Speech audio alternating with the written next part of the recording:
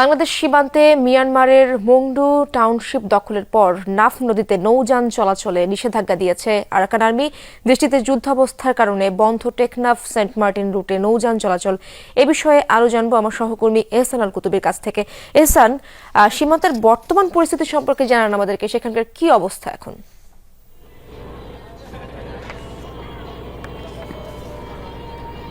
টেকনাফের মানুষের যে আতঙ্ক, অর্থাৎ তারা নির্ঘুম রাত কাটায়, এই সময়গুলো কিন্তু বেশ আমরা আমাদের নিউজে বলেছি এবং সাধারণ মানুষের যে কথা সেটিও তুলে ধরেছি। মূলত মিয়ানমারের রাখাইন রাজ্যে যে অস্থিরতা দুই বাহিনীর মধ্যে, সেই অস্থিরতার কারণে সেখানে যখন মিসাইল থেকে শুরু করে লেবুর সুঘ্রাণ আরো বেশি, ত্বকের যত্ন আরো বেশি, চলে আরো বেশি। আপনার পকেটে কি বিদেশি না বাংলাদেশি?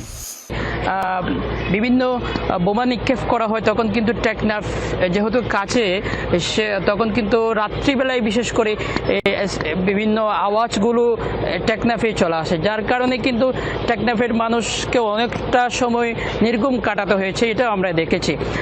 আর এই যে বর্তমান যে অবস্থা, দীর্ঘদিন ধরে কিন্তু এই মংডু যে শহরটি রয়েছে মিয়ানমারের, সেই মংডু শহর দখল করার জন্য আরাকান আর্মি প্রায় অনেক দিন ধরে কিন্তু চেষ্টা চালিয়ে যাচ্ছিলেন। মাঝখানে তারা তাদের যে যুদ্ধ, সেটি এক প্রকার কৌশলে আগাচ্ছিলেন।